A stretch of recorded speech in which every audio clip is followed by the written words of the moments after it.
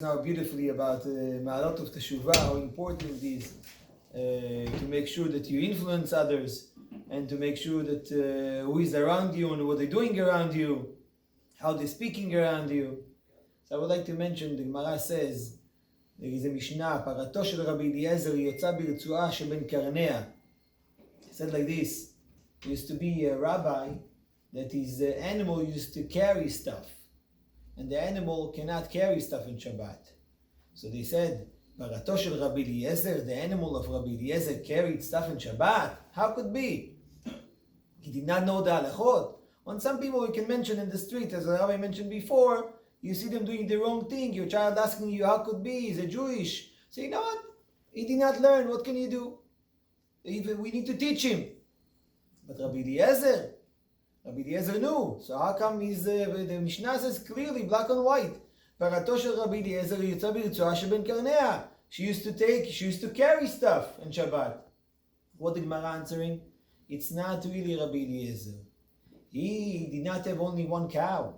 He had plenty of cows. He was a rich man. So what is Parato?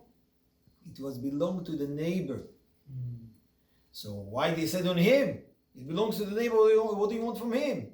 The neighbor made a mistake. The answer is, since he did not mention to the neighbor that the neighbor did something wrong, as if it's his responsibility. So it's not enough that we're doing everything right. We got to influence whoever is around us to make the right thing. If we see someone, brother, sister, neighbors, friend, cousin, someone that we know that he might gonna hear what we have to say. He might gonna change something if you're gonna say something. I'm not sure if they still have that advertisement. You see something, you say something. Right? That's for security. But I believe it's also for spirituality as well. You see something, say something. You say something wrong, but say it politely. Say it in the right way. Not necessarily to embarrass someone, not necessarily in public, not necessarily in the way that he's going to be ashamed, but you can put him to the side as a friend to mention, listen, you're doing the wrong thing. That's whatever you did was wrong. You do like this, you do like that. That's the right way to do it. The pasuk says like this. How long do you have? I don't want to take... We have time. Rabbi Chiev is speaking this. Okay, we have time? So we have time. Okay, fine. The pasuk says, Atem nitzavim hayom kulechem lifnei Hashem Elokechem. The pasuk says, we're standing in front of Hashem. Nitzavim, we're standing in front of Hashem, all of us together. Kulechem. Kulechem is a unity, united. So they say, what is the meaning? Atem nitzavim hayom kulechem. What is coming to hint for us? It's coming to hint that if you really want to be able to stand, and the day, Hayom, Chazal says, Hayom it's a Rosh Hashana, it's a day of judgment. If we want to be able to stand in the day of judgment, what we need to do? We need to be united. How we need to be united? Caring for other people. Not only financially. Caring, is he doing the right thing? Is he still sending his kids to public? Maybe I need to help him a little bit with something to send him to yeshiva. Maybe I can say something. We need to support each other. They said a beautiful thing, you know, the Jewish nation is compared to sand. Sand has some kind of a power. Doesn't have any power. You pick up the sand, small pieces, you blow on it, it's flying away. If a little air that you blow on it, doesn't have so much power. But surprisingly, this building that we hear right now, the foundation is supported by what? By the sand. The twin tower, or the new one that we have, it's supported by what? By sand. Bridges are supported by what? By sand. How could be? The sand doesn't have so much power. Answer is one piece of sand doesn't have so much power. But every sand, when it's connected, being supported by the other sand, and the other sand by the other sand, by the other piece, each one giving support to each other, they're holding tight, they're supporting each other, then they have a big strength. And that's the Jewish nation. Maybe alone, okay, I did some mitzvot, you did some mitzvot, we don't have so much. But together, I did whatever I could. You do whatever you could. You do whatever you obligate. He's doing whatever he's obligate. Together as a nation, we have a great power. That's the meaning. Atem nitzavim hayom kulechem. I will end up with another beautiful idea of the Ben Ish Chai. The Ben Ish Chai asked, Bezrat Hashem this Shabbat, it's going to be Rosh Hashana. Unlike every year, we're blowing the shofar twice, also meaning also the first day, also the second day. This year we're going to blow the shofar only one day in Sunday. The sound of the shofar is a two, after the two, then two, and then two. What is that? What's behind it? Okay, we're listening, we need to do whatever Hashem says, we are having an intention to fulfill the mitzvah. What's behind that symbol? Why didn't you find something else? Why not to stay with two and that's it? Why we need two? What's behind it? Anything we can learn? Besides that we're doing a mitzvah. So there's a beautiful story that Ben Ish Chai says. Ben Ish Chai says like this. He says one time it was a person, many people like to wear different things.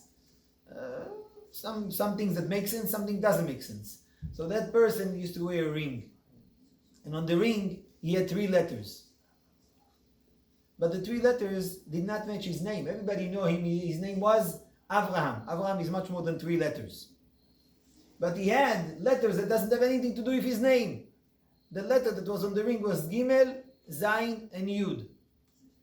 So what is this? Maybe the grandfather, maybe the great-grandfather. Nothing. So we were trying all the time to understand. One day he said, you know what, let us approach him, let us understand what it is. He says, listen, I tell you the truth what it is. These 3 letters helping me to move every day and to keep me in the right direction. Oh, it's some kind of a segula, what is this? He says, no, these 3 letters reminding me 3 words. What is the 3 words? Gam, Ze, Yavo. What is meaning Gam, Ze, Yavo? It says the life of a person has a cycle. Sometimes you are successful. You are on the top.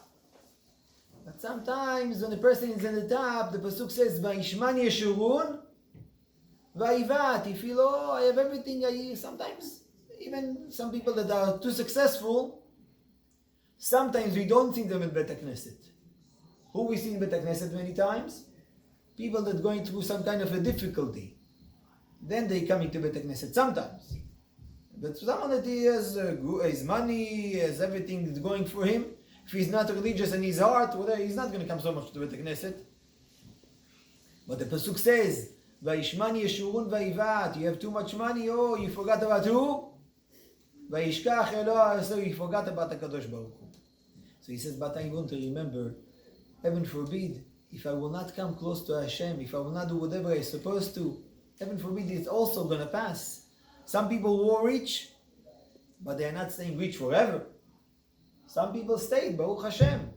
But some people did change. I'm sure you know some people that had money one day, and one day, they lost the money.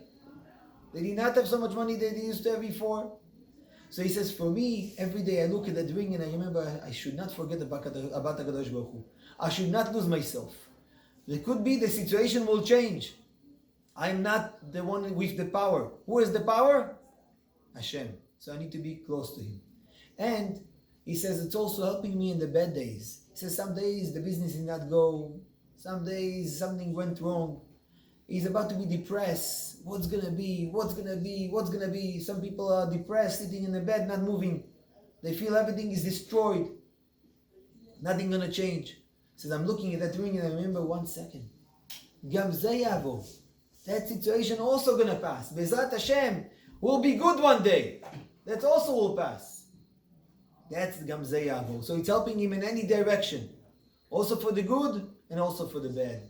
And they said a beautiful idea, he said, the sound of the shofar, we're starting with 2, after that we're going 2, 2, 2, after that we're going 2, 2, 2, 2, 2, then again 2, why again 2, for what?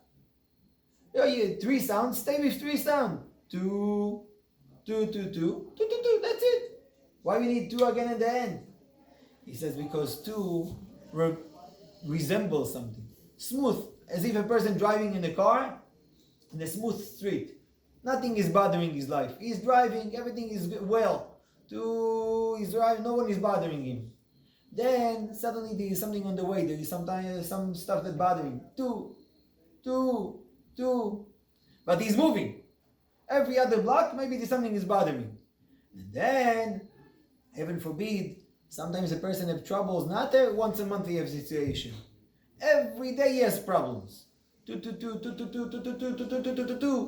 He might gonna give up and say, you know what, so much problems.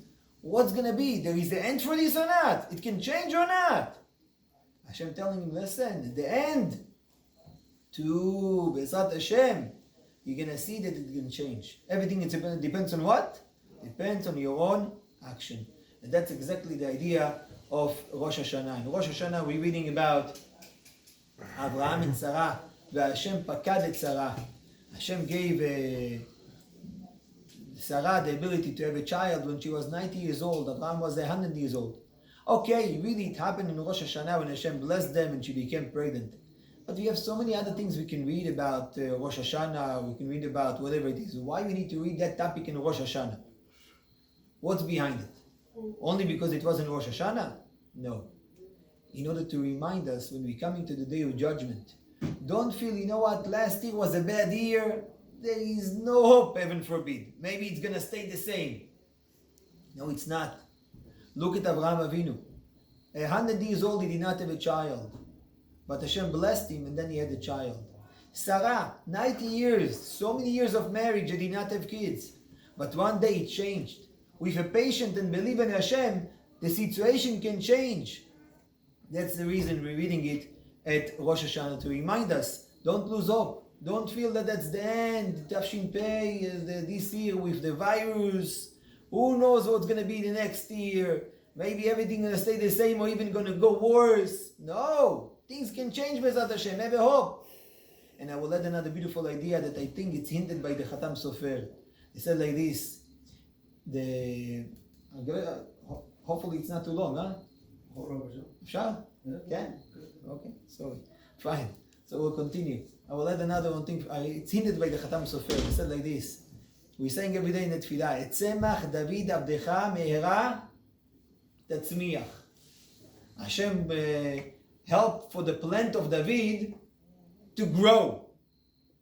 David have a plant. Where is the plant? They're going to put some water. What happened? Why we need to speak about David HaMelech and the Mashiach that will come, as if it's a tree that we are waiting for it to blossom and to grow. Etzemach David Abdecha Mehera Tatzmiach. Say, Hashem, please send us Mashiach. Please bring us the Zera David, Mashiach ben David, whatever it is. Why we need to speak about Tzemach? What is Tzemach over here? Tzemach is a plant. What's the plant has to do with that? So they said a beautiful idea. Plant, when we're planting it, it's going through some kind of a process. When you put a beautiful pit inside the ground, it doesn't grow right away. The pit has to go through a process of decay. The pit has to go through a process of being spoiled. After the pit is getting spoiled and decay, and if a person is going to open it and say, oh, I had a beautiful pit, I could take a picture, now look at this, it got spoiled. But he doesn't know, listen, one second, it got spoiled. Wait another week, wait another month. Patiently give water. And then what's going to happen? Then you're going to see something is growing. And later on, it's going to give fruit. It's going to blossom. It's going to be beautiful. So meaning, sometimes, in order for something to grow, you need to go through a decay process. You need to go through a spoiled situation. But after the spoiled, then it's growing. Same idea over here. Tzemach David Abdecha Meherat Tatzmiach. It was some people in the Gemara that Eitev Elo Achmine. They wished not to be in the generation of Mashiach. Why? Because the Mashiach, there is situations, there could be problems. They don't want to be in that problems. But we know after the problems, after the pain, when lady is pregnant, after the pain, then the baby is coming. Then suddenly there is a birth. But as long as she didn't have pain, she's far away for giving birth. But the pain, then we know, Be'ezrat Hashem, the birth is very, very soon. Often the pain is every 3 minutes, every 2 minutes. Oh, so now we know we are very, very close to. But if it's only once a day, once a month, you have time. So that's the idea of going through a process of the decay before. And they said a beautiful idea, that's hinted by the Khatam Sofer. It says, we have Tafshin Pei, if you wish to say, it's maybe the year that something got spoiled. People, the businesses changed totally. The atmosphere, the situation was changed totally. But you know what? Tafshin Pei Aleph will come. And Tafshin Pei Aleph is the same word, the same letter of the word Ashpot. And the Pasuk says, Me'ashpot Yarim Evyon.